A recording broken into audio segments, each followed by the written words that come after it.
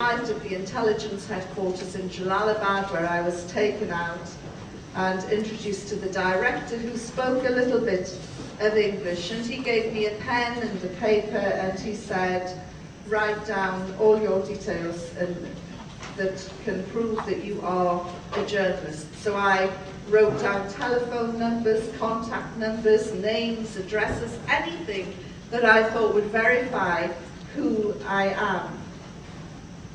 And then I handed him the paper back, and he said, we are about to eat and you can join us. And I said, well, really, first I need to use the telephone. I need to make a call. And he said, impossible. And I said, well, if you won't give me the telephone, I'm not going to eat, either as a prisoner or as a guest of the Taliban. I need to make a call. And he said, impossible. So I said, well, I'm not eating, and he just shrugged his shoulders. And I was taken into a room which was to become my cell for the next 6 days. Now you'd think that the most evil, brutal regime in the world couldn't care less if I'd gone on hunger strike, but they were really upset. Every morning, noon and night they would come in and they would lay out a cloth. And they would bring in the most delicious smelling flat bread and a little bowl of rice, and depending on what time of day it was, a little bit of stew. If I was lucky, there might be 3 or 4 pieces of meat there.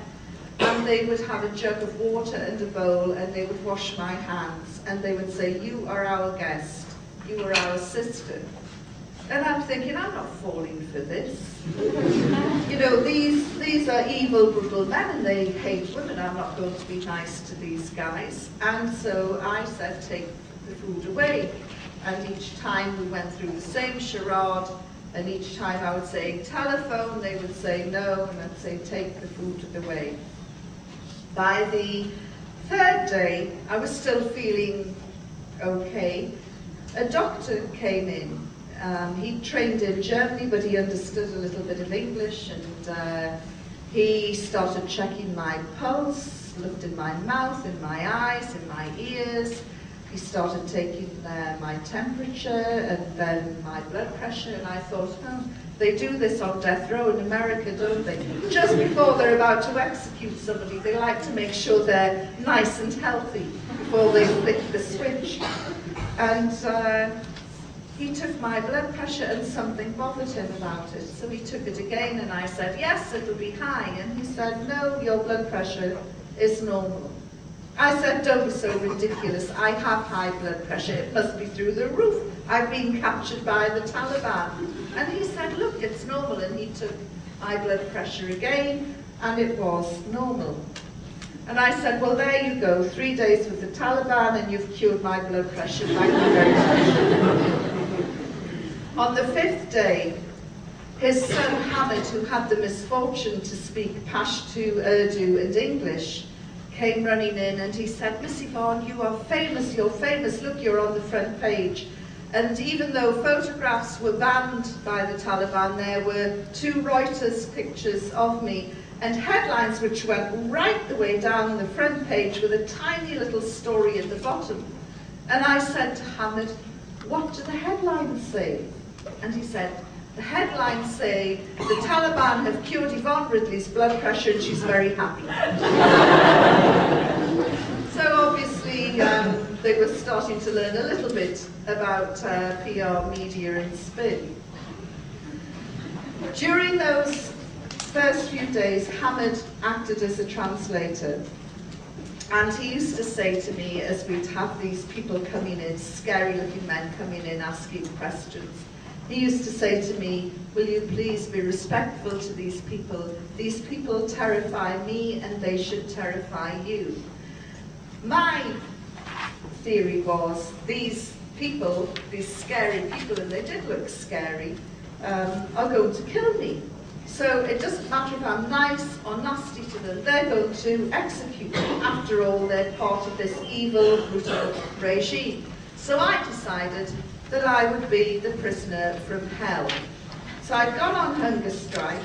I swore at them, I cursed them, I spat at them, I threw things at them, In fact, every prejudice that they would have held about Western women were probably reinforced tenfold by my behaviour.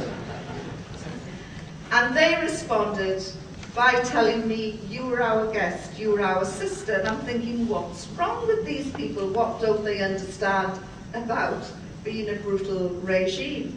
I really thought that if I cut them any slack, if I was nice to them, that's when the electrodes would come out. That's when the abuse would really start. So on the grounds that you don't kiss the hand that slaps you, I became the prisoner from hell. On the 6th day, Hamid came to see me, and he said to me, he came in and his face was almost black with fear, and he could barely talk, his mouth was so dry, and he said to me, you have an important visitor. He is very, very important, and you must be respectful. And I said, well, who is it? And I'm thinking, you know, is it Mullah Omar, Osama bin Laden? And he's going, please, you must be respectful. And he went away. He came back a few minutes later and knocked on the door. Although I was the prisoner, I had my own key. And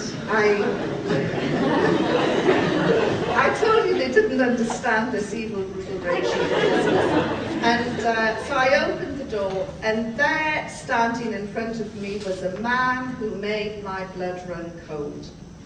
I had avoided talking about religion for 6 days, and there in front of me was a religious cleric. And furthermore, everything in Afghanistan was dirty, ripped or torn. Everything that the Taliban wore was above the ankles. This guy had an immaculate ivory gown on that went right to the ground. You couldn't see his feet, and he had a big ivory turban. But he had quite a modest beard by Afghan standards, very light brown eyes. And he had a serene smile on his face, and he had beads which he moved 2 at a time. And there was something else, something about him that really freaked me out.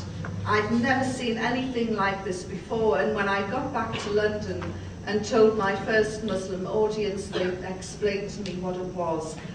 What really freaked me out about this guy was the light on his face. And it wasn't a light shining onto his face, it was a light coming from within, shining out. I now know that to be the nur, the natural light that emanates from particularly pious practicing Muslims. I've never seen anyone since with so much nur on their face as this man had. But as I say, I didn't know what it was, it just really freaked me out. So I stood aside and invited him in, and he was so elegant, he didn't walk, he just glided in and sat down, and I sat opposite, and Hamid acted as the translator. And he said, what religion are you? And I thought, oh, here we go. I said, I'm a Christian. And he said, yes, but what sort of Christian? He said, I said, I'm a Protestant from the Church of England. And he said, and what do you think about Islam? Well, in truth, I knew very little about Islam, other than what I'd been told, and that you could have written on the back of a stamp, and as it turned out, it was all wrong anyway.